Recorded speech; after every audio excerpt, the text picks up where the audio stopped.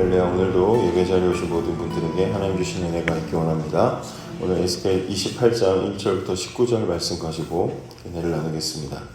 지난 시간에는 두로의 이 영화와 또 두로의 몰락을 배가 파선하는, 아름다운 배가 파선하는 비유를 가지고 이제 말씀을 드렸었습니다.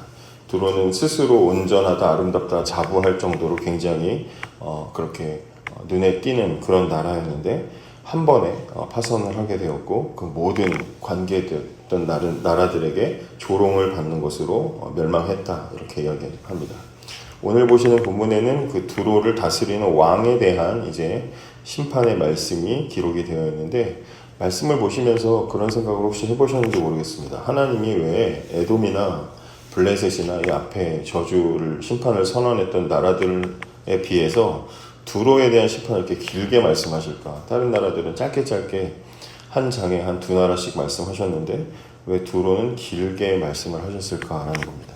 두로에 대한 심판이 유난히 길게 다루어진 이유는 그만큼 두로가 가진 그 규모와 영향력이 크기 때문입니다.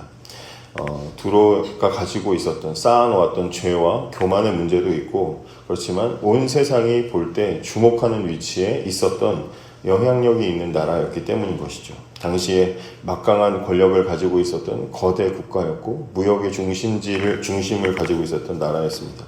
그러니까 에돔이나 블레셋이나 이런 나라들은 두로에 비하면 그냥 이스라엘 주변의 작은 부족 국가로 여겨질 정도로 그만큼 큰 나라였기 때문에 부족 국가 하나가 심판을 받는 것은 영향력이 미미하지만, 그러나 하루아침에 두로와 같은 나라가 하나님께서 심판하셔서 무너진다. 이것은 그 두로뿐만 아니라 그 주변의 모든 나라들에게도 큰 영향을 끼칠 수 있기 때문에, 하나님의 심판의 권능이 확실하게 드러날 수 있기 때문에 좋은 본보기가 되어서 하나님은 두로에 대한 심판을 이렇게 세세하게 세밀하게 다루시는 것을 참고하시길 바랍니다. 이번에는 나라 하나가 아니라 두로의 왕 한 사람을 콕 집어가지고 하나님이 심판을 선언하시는데, 2절에 보시면 인자야 너는 두로 왕에게 이르기를 주 여호와께서 이같이 말씀하시되 내 마음이 교만하여 말하기를 나는 신이라 내가 하나님의 자리 곧 바다 가운데에 앉아 있도다 하도다, 이렇게 되어 있습니다. 두로 왕은 너무 교만해서 자기 스스로 나는 신이다 이렇게 말했다는 것입니다. 연예인들이 무슨 느님, 유느님 이렇게 부르는 것처럼 그냥 그래 별명으로 부르는 게 아니라 본인을 정말 신이라고 생각하고 말했다는 것이죠. 그것도 모자라서 3절에 보시면 내가 다니엘보다 지혜로워서 은밀한 것을 깨닫지 못할 것이 없다. 그러니까 나는 다니엘보다도 지혜롭다 이렇게 선언을 하고 다녔다는 것입니다. 그러니까 여기에 다니엘이 등장했다는 것은 지금 이스라엘이 바벨론 포로로 끌려온 지 한 20년 정도밖에 되지 않은 상황에서 당대에 이미 다니엘은 소문이 난 사람이라는 것이죠. 다니엘은 지혜로운 사람 하면 대표적인 인물로 소개가 됐는데, 그보다 내가 훨씬 지혜롭다, 지금 그렇게 다니엘조차 자기 밑으로 지금 깔고 이야기를 하고 있는 것입니다. 내가 세상에서 가장 지혜롭다, 내가 최고다, 나는 신과 같은 그런 존재다라고 이렇게 교만하게 되고 이 자신 스스로를 이렇게 높이게 되는 그 실체가, 그 이유가 무엇인가? 4절과 5절에 보시면 내 지혜와 총명으로 재물을 얻었으며 금과 은을 곳간에 저축하였으며 내 큰 지혜와 내 무역으로 재물을 더하고 그 재물로 말미암아 내 마음이 교만하였도다, 이렇게 말합니다. 지혜롭게 무역을 잘해가지고 돈을 많이 버는 것은 죄가 아닌데, 그 지혜와 재물로 인해서 그 마음이 하나님 자리까지 넘볼 정도로 교만해졌다라는 것이죠. 잘 되고 잘 나가다 보니까 진짜 자기가 신인 줄 안다고 그렇게 착각해 버린 것입니다. 자기가 이룬 것을 보면 이루게 하신 그 하나님을 생각해야 되는데, 그냥 그 이룬 것을 보고 내가 내 능력이 이렇구나, 난 정말 하나님 같은 존재구나 라고 스스로 생각하는 것입니다. 하나님은 그런 교만을 절대로 가만두지 않으시죠. 그래서 7절을 보시면 그런즉 내가 이방인 곧 여러 나라의 강포한 자들을 거느리고 와서 너를 치리니 그들이 칼을 빼어 내 지혜의 아름다운 것을 치며 내 영화를 더럽힐 것이다.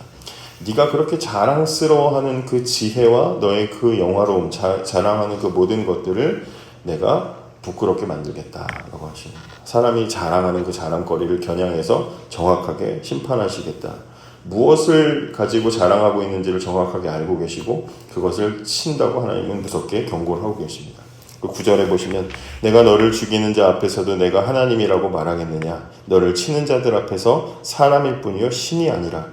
네가 아무리 신이라고 우겨도 내 손에 네가 죽어가면서까지 네가 신이라고 말할 수 있겠느냐? 너는 그저 사람일 뿐이다. 그렇게 이야기하고 계십니다. 10절에 보시면 내가 이방인의 손에 죽기를 할례받지 않은 자의 죽음같이 하리니 내가 말하였음이니라.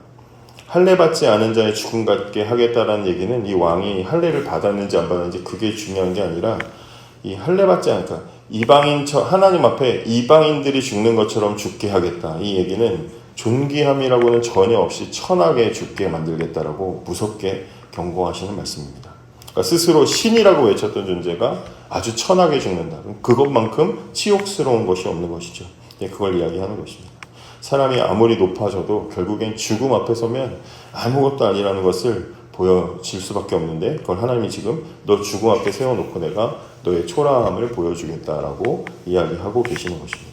그리고 이제 11절부터 19절 이것은 두로 왕을 위한 또 슬픈 노래 애가가 또 이제 진행이 되는데 지난 시간에도 말씀드렸던 것처럼 하나님은 하나님의 심판 당하는 것에 대해서 즐거워하고 기뻐하시는 것이 아니라 그들 악한 자들의 방식대로 기뻐하고 즐거워하는 것이 아니라 슬퍼하신다, 이제 안타까워하신다 했습니다. 여기서는 이제 두로 왕이 처음에는 얼마나 이 애가가 어제 보신 것도 그랬지만 얼마나 이 두로의 왕이 대단했는지를 말한 다음에 얼마나 한 번에 무너지는지도 이제 보여줍니다. 그래서 앞부분에는 두로 왕을 엄청나게 이제 이렇게 화려하게 띄워주고 묘사를 하는데 12절에 보시면 인자야 두로 왕을 위하여 슬픈 노래를 지어 그에게 이르기를 주 여호와의 말씀에 너는 완전한 도장이었고 지혜가 충족하며 온전히 아름다웠도다 이렇게 되어 있습니다. 완전한 도장, 어디엔 다른 버전에는 정교하게 만든 도장, 완전한 인 이렇게 되는데 도장을 얘기합니다. 도장. 너무 아주 예쁘게 정교하게 잘 만들면 그 도장을 찍을 때마다 그 정교함과 아름다움이 드러나는 것이죠. 그러니까 너는 어디 가도 정말 아름답게 정교하게 잘 만들어진 누가 봐도 요즘 말로 하면 모델과 같은 롤 모델과 같은 그런 존재였다. 이제 이런 이야기를 하는 것입니다. 보기만 해도 다 너희의 대단함을 알 만큼 너는 대단한 인물이었다. 또 14절에 너는 기름 부음을 받고 지키는 그룹임이여 내가 너를 세우며 내가 하나님의 성산에 있어서 불타는 돌들 사이에 왕래하였었도다.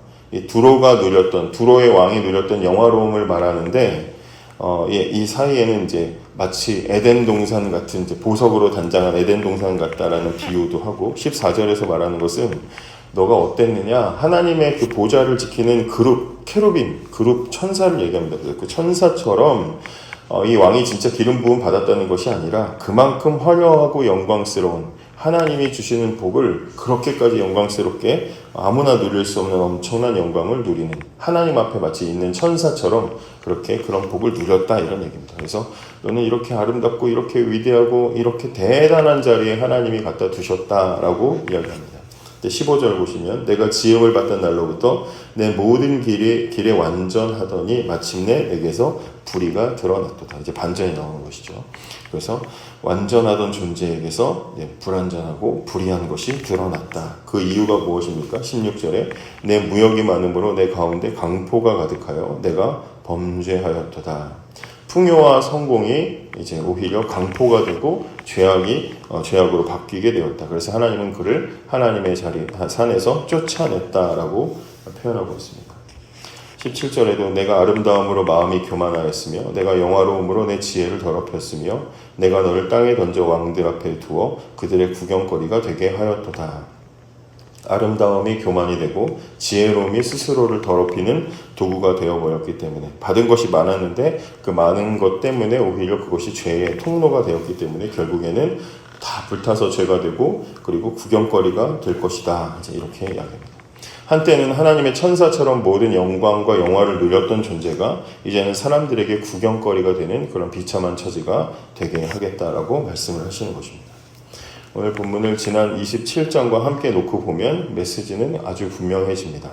27장은 두로라는 나라 전체의 화려함과 그 몰락에 대해서 다루었고 28장은 그 나라를 다스리는 왕 한 사람의 마음속에 들어가서 그 교만의 뿌리를 보여주고 있는데 결국에는 어떤 이룬 대단한 것들, 어떤 큰 나라에 무너지는 것의 그 핵심에는 한 사람의 교만함이 있을 수 있다. 이것을 이제 우리에게 말해주고 있는 것입니다.